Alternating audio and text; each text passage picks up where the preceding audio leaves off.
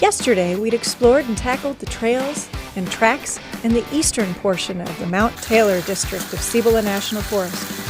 Today, we were gearing up to go and explore the Zuni Mountain portion in the west. I love sharing these adventures not only with Bill, but also with people like Taylor and Tristan, because you never know what you're going to learn. I enjoy bushism.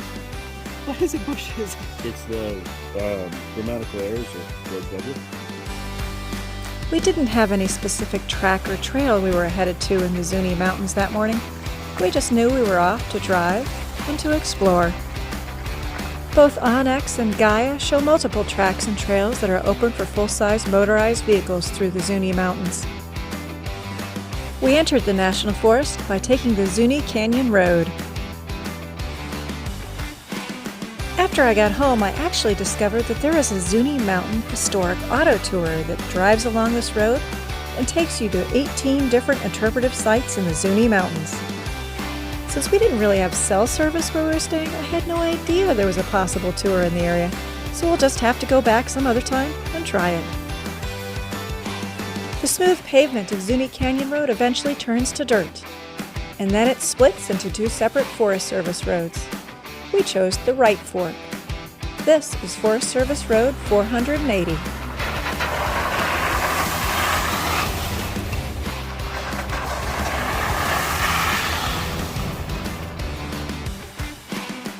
Forest Service Road 480 is also known as the Ojo Redondo Road. This track was a relatively easy track that passed through scenic stands of ponderosa pine, Douglas fir, and aspen trees. In the last few miles before reaching the Ojo Redondo campground, this particular road gains approximately 500 or 600 feet in elevation, leading to some occasional beautiful views. At the top of the incline, you'll find the Ojo Redondo campground. This campground includes 15 first-come, first-served campsites that are generally open from the middle of May to the middle of October. The campground is also located right along the scenic meadow and near an old historic cabin. After a brief stop at the campground, we turned right onto the Mount Sedgwick Road. It was here that we discovered a much different landscape. On Saturday, June 12, 2004, a campfire started a forest fire. By Sunday, the fire had grown to encompass somewhere between 500 and 700 acres. By Tuesday, that fire had expanded to almost 3,400 acres. From the evidence we saw left behind, other forest fires also have raged through this area since then. This place remains a haunting and poignant reminder that we must enjoy these lands responsibly so that we can prevent future fires like this. Soon after leaving the burned area behind, we turned right onto this track. This track is Forest Road 504E. A man who once hiked this particular road stated that it was in very bad shape. He further advised that you not attempt it in a vehicle unless you have a lot of experience in that kind of endeavor. Of course, having said that, all trails actually suggest that this is a great opportunity for off-road driving.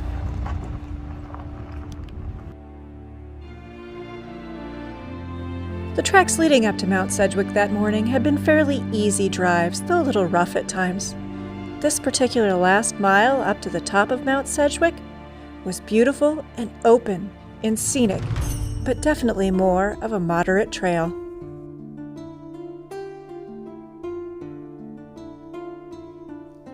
I've always been fascinated by studying history, so I spent some time online trying to discover why this was named Mount Sedgwick. I even called the local Forest Service office in the hopes of talking to somebody who could tell me more about the area. The internet doesn't often help with places like this. They're just too small to have all that history online. Until the Forest Service office calls me back, I guess the origin of the name of this place will just have to remain a mystery.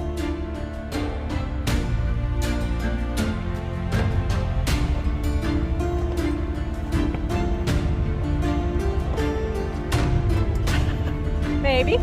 Mount Sedgwick stands at a respectable 9,200 and, well, it's somewhere between 9,249 feet and 9,256 feet. All of the online topographic maps I found said it's 9,249 feet, but the print maps? Those maps still say 9,256 feet. Compared to the 11,301-foot Mount Taylor that's nearby, it's really not all that tall, but it is the tallest in the Zuni Mountain area, and it boasts some beautiful 360-degree views. We stayed at the top of Mount Sedgwick for almost an hour, enjoying lunch, pointing out Mount Taylor off in the distance, enjoying those views, and just watching the clouds roll by. A fire lookout once stood on top of Mount Sedgwick.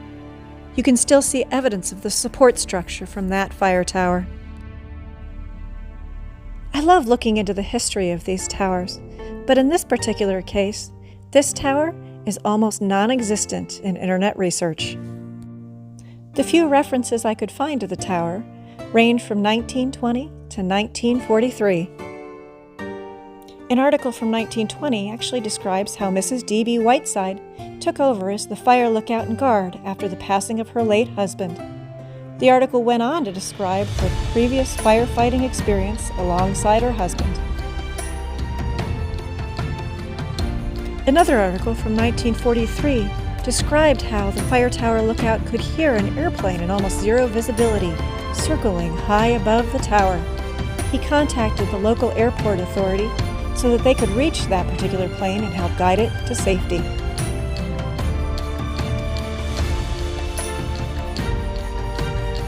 This mountain is the highest mountain in the Zuni Mountain range, and it was definitely well worth the effort to drive up here, and would likely be worth the effort to hike.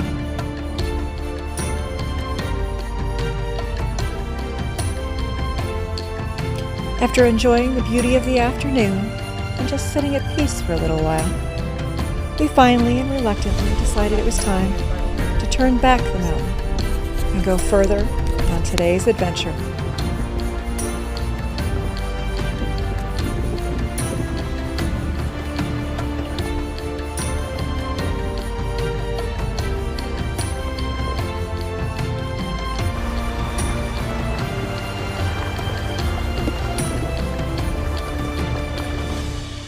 Before leaving Mount Sedgwick, we looked again at our maps to try and figure out where did we want to go next. We knew when we left we were going to continue to take Forest Route 504, but then what? We considered taking a loop over to Post Office Flat, but that area just didn't appear all that interesting on the maps that we had in front of us. Instead, another area caught our eye, an area marked Lookout Mountain. Because of course, that has to be a beautiful, wonderful view, right?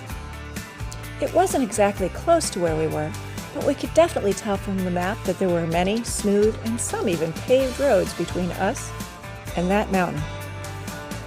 Now admittedly, the type of road showing up on the motor vehicle use map changed dramatically before you could get to Lookout Mountain, but we weren't worried about that yet. We soon found ourselves racing along the nice smooth track of Forest Road 178 through the Diener Canyon. At this point, I have to admit that the names here were a little bit foreign to me, and I had to look several of them up, trying to find pronunciation and interested in what the meaning of the words were. For example, the Diener Canyon? Well, Diener is derived from a German word that meant literally corpse servant, which technically translates over as a mortuary assistant or a lab assistant. With a translation like that, there has to be a story, but I sure haven't found it yet. And that earlier campground and area we passed, known as the Ojo Redondo, that's Spanish and it translates literally as round eye. Now why that area is called that, I really have no idea.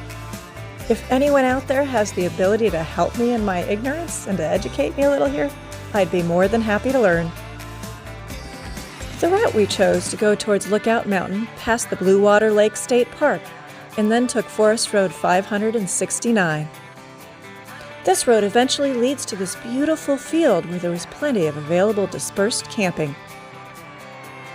We saw plenty of large pickup trucks in this area, accompanied by their own massive camper trailers. When we reached the woods, however, that trail changed abruptly.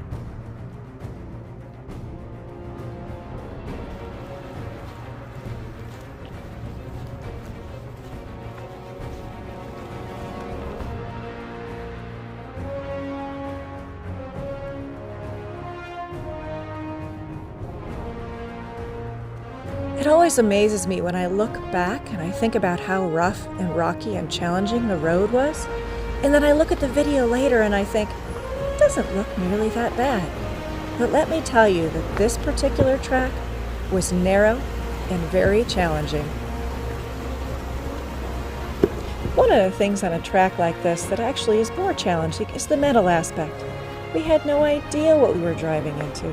We didn't know if it was going to get rougher, steeper, more challenging, or whether it was going to level out and be a nice, easy road again. If you hadn't already noticed, Taylor had been allowing her big brother Tristan to drive that Bronco on these trails. It was at this point, however, that she started jumping out of the passenger seat and going out to try and keep those trees from pinstriping her vehicle.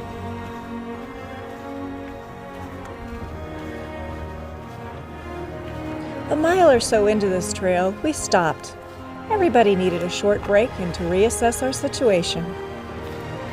At that point, I grabbed a radio, and Rue and I started scouting ahead to see what we might anticipate.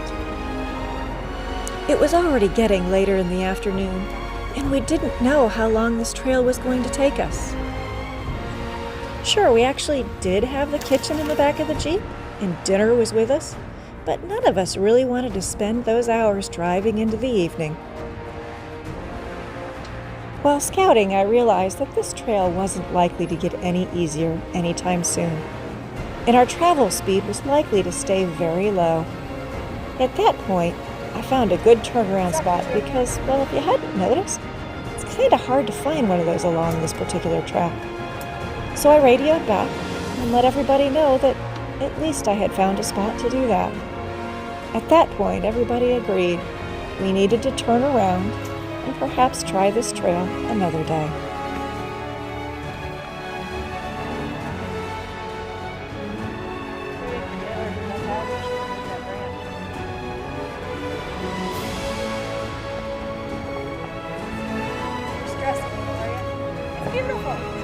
Now that I'm home and looking back on this trip, I started looking back over those maps on Gaia and Onyx, and it was pretty clear to me that I hadn't really looked at Onyx before we chose to take this route.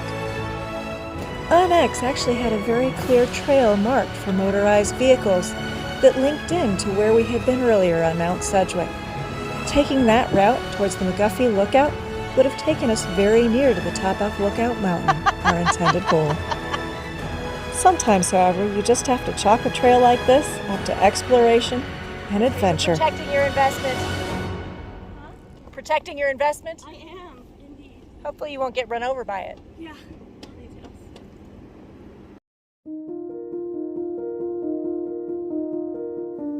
Once we made it back to the meadow, we knew it would be fairly easy driving all the way back to our campsite.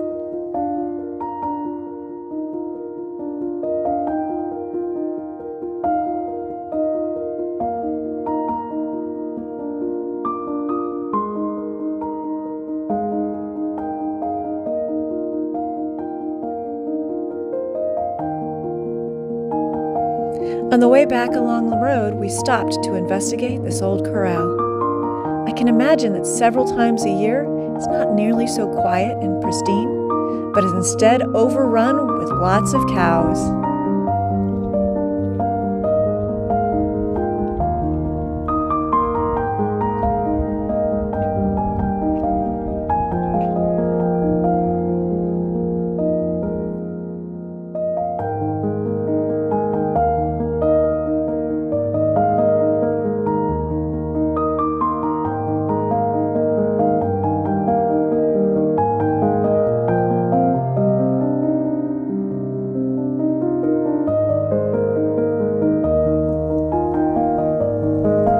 After we made it back to our campsite, Bill, Taylor, and I built and enjoyed a campfire, while our camp chef, Tristan, cooked dinner.